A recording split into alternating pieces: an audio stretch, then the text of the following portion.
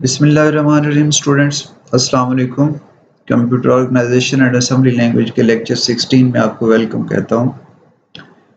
Previous lectures में हमने loop और लूप की मदद से रनिंग सम कैलकुलेट करना सीखा।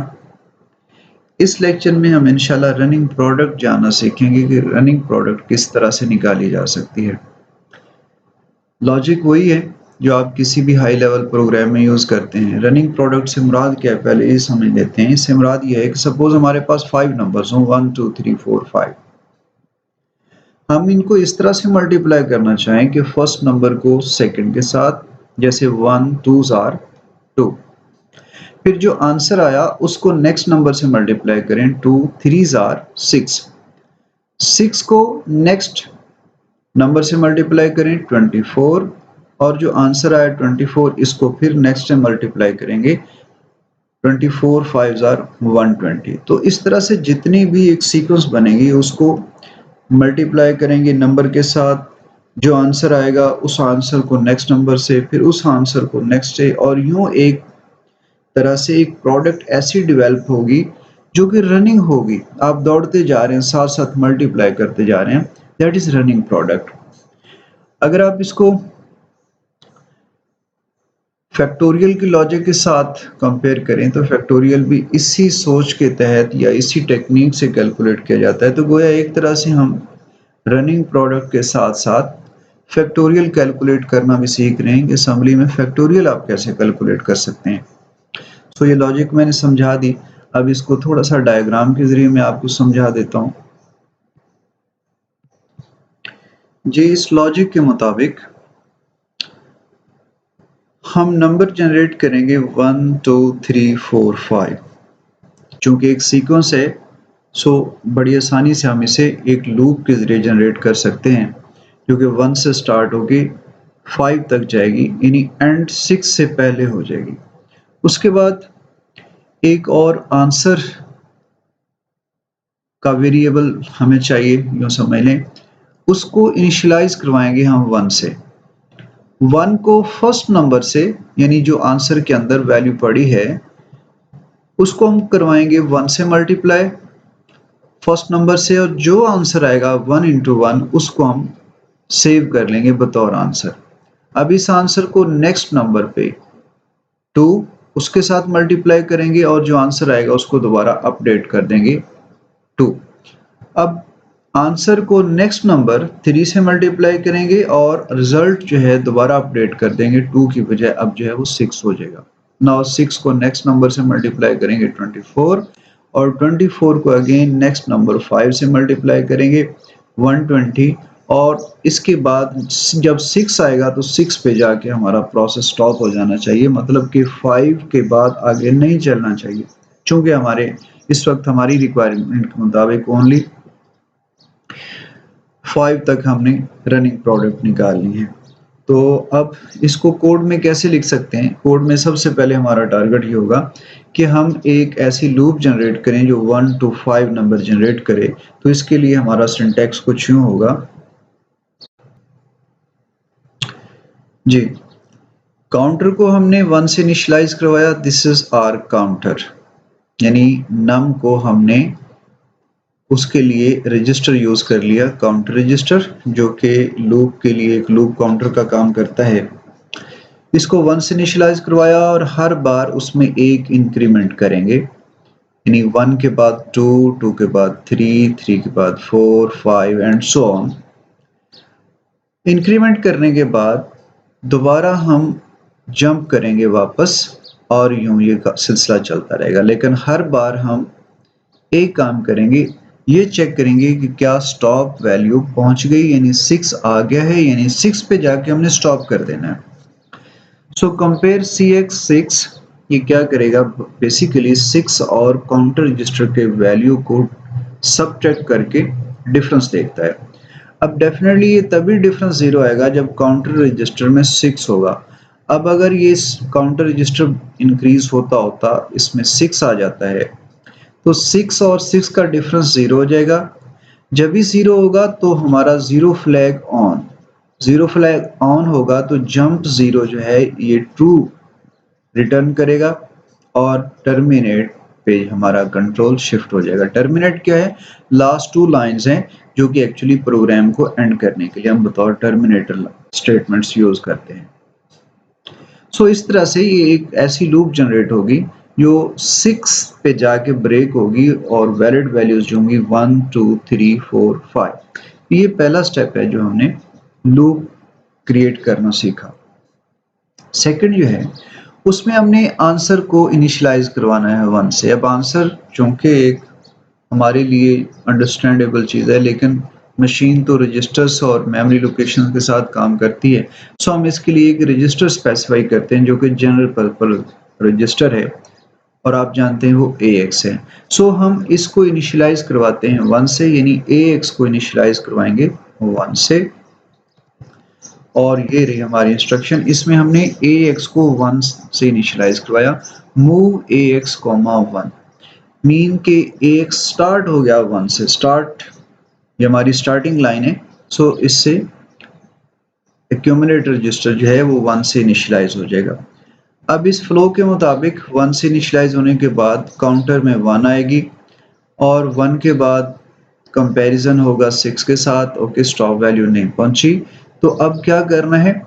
अब हमने मल्टीप्लाई करना है इस काउंटर वैल्यू के साथ, और मल्टीप्लाई के लिए हमारी जो स्टेटमेंट है वो मल्टीप्लाई काउंटर रजिस्टर के साथ मल्टीप्लाई होगा। कौन सा रजिस्टर? Accumulator register. अब ये वैल्यू एक्यूमुलेटर रजिस्टर में चलती रहेगी और ये वैल्यू काउंटर रजिस्टर में रहेगी। सो इस तरह से हम एक्चुअली ये चाह रहे हैं कि ये एक्यूमुलेटर रजिस्टर जो है ये मल्टीप्लाई हो काउंटर रजिस्टर के साथ और वापस आंसर जो है वो एक्यूमुलेटर रजिस्टर में अपडेट हो। तो इसके लिए जाहिर बात है कि फर्स्ट आर्गुमेंट जो है वो असूलन AX होना चाहिए। अब आप कहेंगे कि जब ये इंस्ट्रक्शन लिखी है तो फिर इसमें तो सिर्फ एक आर्गुमेंट है, ये तो है ही नहीं। आप सही हैं, बट असेंबली लैंग्वेज में फर्स्ट ऑपरेंड जो है मल्टीप्लिकेशन का, इस ऑप कोड का बाय डिफॉल्ट 16 बिट जो हम असेंबली पढ़ रहे हैं उसमें by default first op code जो है वो ऑप कोड का फर्स्ट ऑपरेंड जो है दैट इज एक्यूमुलेटर रजिस्टर। अगर आप नहीं भी लिखते, बल्कि लिखना ही नहीं है, ये सिंटैक्स रूल है कि फर्स्ट ऑपरेंड आप नहीं लिखेंगे, that will always be taken as accumulator register. So हम फर्स्ट आर्गुमेंट को अगर स्किप नहीं करते, चलें सपोज हम स्किप नहीं करते, तो इसको असेंबल जब करेंगे तो हमें सिंटैक्स एरर मिलेगा। इसको जरा हम असेंबल करके देख लेते हैं, चलें, दिल की तसल्ली हो जाएगी। इसको हमने डॉस बॉक्स के जरिए असेंबल करना है। जी, डॉस बॉक्स ओपन किया, इसको जरा जूम कर लेते हैं और डॉस बॉक्स में हमने पहले माउंट की अपनी ड्राइव, माउंट एक्स मैंने लेबल दे दिया ड्राइव को, और ये इस वक्त जो कोड पड़ा है ई के अंदर स्टडीज, और स्टडीज के अंदर एक फोल्डर है कोर का और उसके अंदर ओके ये वाला फोल्डर माउंट हुआ। ड्राइव एक्स जो है माउंट हुई। अब आप इस ड्राइव को कॉल करें। अब हमने इसको असेंबल करना है। असेंबल करने के लिए हमारे पास जो स्टेटमेंट होगी नेसम, जो हम नेटवर्ड असेंबलर यूज कर रहे हैं, और जहां कोड पड़ा है उसकी लोकेशन बताएंगे। इस वक्त कोल के अंदर एक कोड नाम का फोल्डर बनाया हुआ है कोड, और उसके अंदर ये लेक्चर डॉट ASM -o और लेक्चर फोल्डर के अंदर हम बनाना चाह रहे हैं output file code lecture dot com. अब आप देखेंगे ये असेंबल नहीं हुआ, हमें एरर मिल रहा है कि invalid combination of op codes at line number 13। ये वही रीजन है जो मैंने आपको बताया कि मल्टीप्लिकेशन का जो ऑप कोड है वो हमेशा एक ऑपरेंड लेता है। चूंकि हमने दो यूज किए हैं, multiply AX, CX, 13 line number पे जाके अभी देख भी लेते हैं, इसलिए ये हमें एरर मिल रहा है। तो इसलिए हमें पहले सबसे इसको करेक्ट करना है। करेक्ट करते हुए हम इसको यहाँ से क्विट करते हैं। क्विट करने के बाद CLS किया और इसको हमने अपने कोड में वापस आए और यहाँ इस आर्गुमेंट को, ये इस ऑपरेंड को हमने ख़त्म कर दिया। अब हमारा जो है वो सिंटैक्स ठीक है। इसको अब अगर हम कंपाइल करते हैं तो हमारे लिए ये जो रिटर्न करेगा आउटपुट, यकीनन सिंटैक्स एरर उसमें नहीं होगा। ओके, दोबारा इसको असेंबल करते हैं। इस दफ़ा ये असेंबल होगी हमारी फाइल और इसको हम ज़रा डिबगर में ओपन करते हैं। अब AFT कोड फोल्डर के अंदर lecture.com, ओके, ये जो कोड विंडो में हमारा कोड जो है ओपन हो चुका है। अब आप देखें कि एक्यूमुलेटर जो है वो इनिशियलाइज इस वक्त 1 से और काउंटर रजिस्टर जो है वो इस वक्त 1 से है। सो अब हम इसको एग्जीक्यूट करते हैं। ओके, AX में करंटली 0 है, लेकिन जब ये इंस्ट्रक्शन चलेगी तो 1, आप देख रहे होंगे कि एक्यूमुलेटर रजिस्टर में 1 आ चुका है और काउंटर रजिस्टर में सरे दस्त 16 है जो कोई गार्बेज वैल्यू पड़ी है। जैसे ही ये सेकंड लाइन एग्जीक्यूट होगी मूव CX, 0001, तो CX में 1 आ गया। मतलब कि अब इसके मुताबिक हमारा जो एक्यूमुलेटर रजिस्टर है उसमें भी 1 आ गया और काउंटर रजिस्टर भी अपनी फर्स्ट लूप से स्टार्ट कर रहा है, मतलब उसमें 1 आ गया। नेक्स्ट यहाँ कंपेयर की जाएगी स्टॉप वैल्यू, चूंकि इस वक्त काउंटर रजिस्टर में 6 नहीं है, सो कंपेयर जो है वो 0 रिटर्न नहीं करेगा। जब 0 रिटर्न नहीं करेगा तो 0 फ्लैग हमारा 0 रहेगा। अभी आप देखें इस लाइन के बाद 0 फ्लैग स्टिल 0 है और जंप 0, चूंकि 0 फ्लैग ऑन नहीं है इसलिए जंप भी नहीं होगा। जंप होना था 011 पे। अगर आपको कोड का सिंटैक्स याद है उसमें हमने ये लिखा था जंप 0 टर्मिनेट, लेबल लगाया था।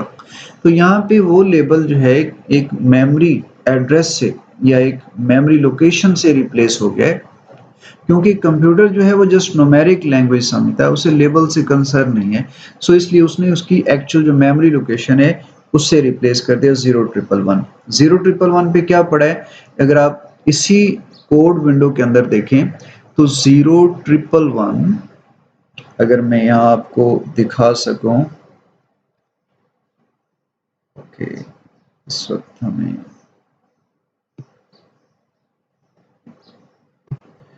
0111 जो है वो ये वाली लोकेशन है। यहाँ पे ये 4x मूव AX 4C00, वही जो टर्मिनेटिंग हमारी स्टेटमेंट्स हैं वो हैं, ये पड़ी हैं। और इसको हम मज़ीद अगर एग्जीक्यूट करते हैं तो ये हमारा कोड AX में 1, CX में 2, मल्टीप्लाई KX में 2 और इस तरह से ये जो कोड है वो चेंज होता जाएगा और एंड पे 6 AX में 18 से मुराद 24 है, 6 इंटू 4 24 और 24 जब 5 से मल्टीप्लाई होगा आंसर 120 आना है और 120 यूनो हेक्साडेसिमल में 78 होगा।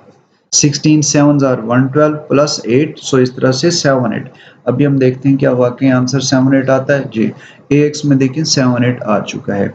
जैसे इंक्रीमेंट होगा नाउ काउंटर रजिस्टर में 6 और 6 जब कंपेयर होगा तो स्टॉप वैल्यू आ गई, सो 0 फ्लैग ऑन हो गया, आप देखें, और 0 फ्लैग ऑन होने की वजह से हमारा प्रोग्राम जो है वो टर्मिनेटिंग पॉइंट पे जाके स्टॉप कर जाएगा। सो इस तरह से हमने देख लिया कि किस तरह से रनिंग प्रोडक्ट आप कैलकुलेट कर सकते हैं। सिंपल सी लॉजिक है, हाई लेवल प्रोग्राम की तरह ही हमने बिल्कुल सेम लॉजिक को यूज़ कर रहे हैं, बस फ़र्क ये है कि वहाँ मेमोरी लोकेशंस या वेरिएबल्स यूज़ करते थे, यहाँ हमने रजिस्टर के साथ ही काम किया है। लॉजिक वही है, सेम वही चीज़ कि हमने 1 से स्टार्ट लिया, फिर एक सीक्वेंस जनरेट की 1 से 5 तक और मल्टीप्लाई करते करते एंड तक अपने रिजल्ट पे पहुँचे। आई होप कि इस प्रोग्राम की पूरी अंडरस्टैंडिंग आपको आ चुकी होगी। अपना ख्याल रखिएगा। Thank you so much. अल्लाह हाफिज़।